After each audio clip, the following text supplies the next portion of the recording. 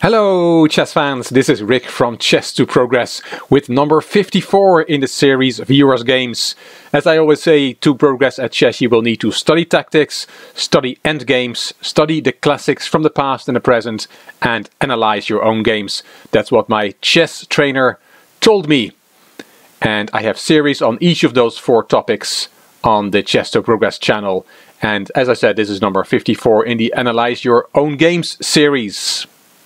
This one is from Zach. Hello Rick, I'm a fan of your channel and love learning from your videos. I was wondering if you could analyze a game of mine. I have the white pieces and my opponent was rated 1310 at the time of the match. This game took place on chess.com with a 10-minute time control. I hope this is an interesting game to analyze. Many thanks from Zach from the USA. And Zach was white in this game. He had a rating of 1359 and his opponent was 16 Nash with a rating of 1310. Let's have a look at this game. d4 from Zach and d5 from his opponent.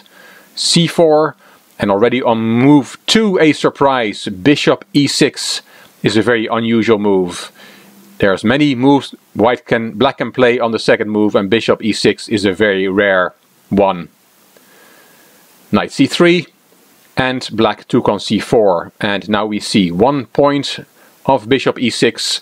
It may be difficult for white to get the gambit pawn back, but he shouldn't worry about that and just develop his pieces. Then he will get good compensation for the pawn if black decides to sit on that pawn to try and keep it. Zach played e3, and now bishop d5, and that is a bad move.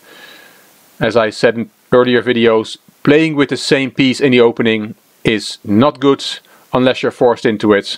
Voluntarily playing with the same piece is bad. In the opening you want to develop your pieces, bring your pieces into play, and by playing twice with the same piece you go against that. Zach kicked that bishop with e4, and it meant the bishop had to play again. Bishop e6, where it was 2 moves ago. d5, kicking the bishop again, back to d7, went the bishop, and now Zach comfortably takes his pawn back and has a very good position because of his advantage in development. a6, queen b3, attacking the b7 pawn, and black is defending that with queen c8. Knight f3, good developing move, bringing his pieces into the game. h6, black still does not want to develop his pieces. Castling from Zach, and finally a developing move, knight f6. d6 from Zach, good move, eyeing up the weak f7 pawn, attacked there with both bishop and queen. You can play, let's get rid of those arrows first, but you can play e6 here with black to block the diagonal, but then there is e5, kicking the knight back, knight for example to a7, and then a move like bishop f4, and white has a great position. But after d6, Zach's opponent decided not to play e6, but he played bishop e6. That bishop has moved 5 times already, and we are only on move 11. Here e5 is a good move, but Zach decides on queen a4 check instead, also a fine move. Is check, so black has to shield the check, and he does that with c6. And now comes e5, kicking the knight. Of course, black can play b5 with a fork on queen and bishop, but that's not a big problem for white. He can just take on e6. Yes, black has attacked white's queen, but now white is counter-attacking black's queen. So after queen takes e6, queen back to c2, and for example knight d5 to save the knight, and rook e1, and this is again a very good position for white. But black decided on knight fd7 instead of b5, and now b5 is a threat. That will be a fork.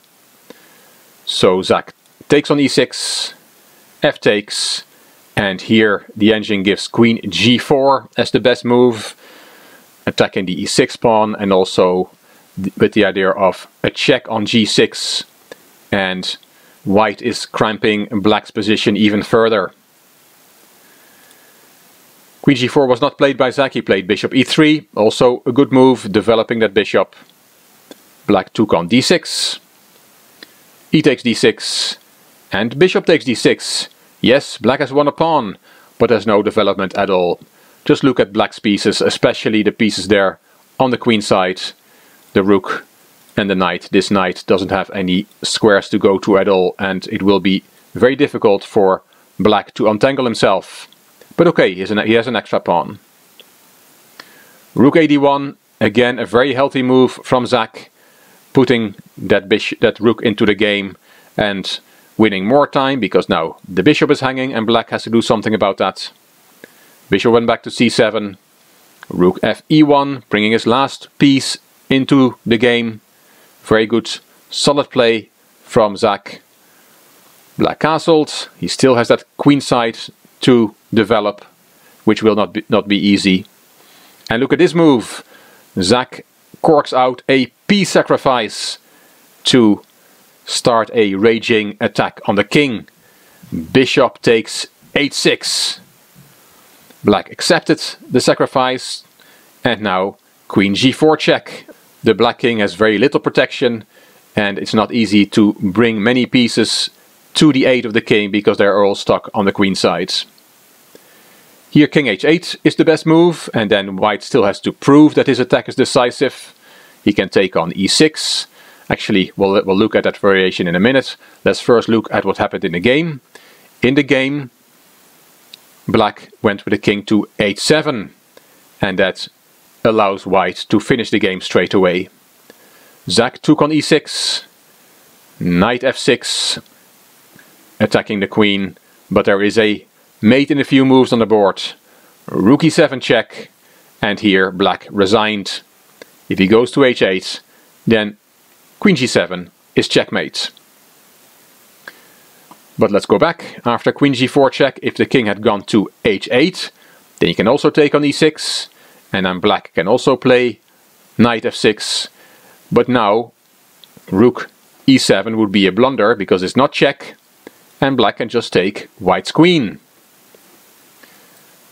The engine gives as a best move here queen h3 to attack the h6 pawn and keep protecting the rook, which is attacked by Black's queen. Not an easy move to find queen h3. There are other moves, but here, as I said, white still has to prove that his attack is decisive. But Black did not go to h8 with the king, he went to h7, and after rook takes e6, knight f6, there was this in-between move, check. Here Black resigned, because after king h8, queen g7 is checkmate. Look at his final position, and look at these pieces here on the queen side, as I mentioned before. You have to develop your pieces. If you don't do that, you're going to have a tough time playing a proper game. Well played, Zach, and thank you very much for sharing this game with the Chess to Progress community. A great example of the importance of bringing your pieces into play, developing your pieces. Black didn't do that, and white won a very nice game. Well done, Zach. Hope you enjoyed this video. If you did, please give it a thumbs up and please subscribe to the Chess to Progress channel. Please leave a comment, and if you liked the video, it would be great if you could share it on social media. You also may want to check out my Chess to Impress channel. I'm building up to the 2018 Candidates Tournament there, so you may want to check out the channel if you have not done so. The link is in the description box. This is Rick for Chess to Progress. Thank you for watching.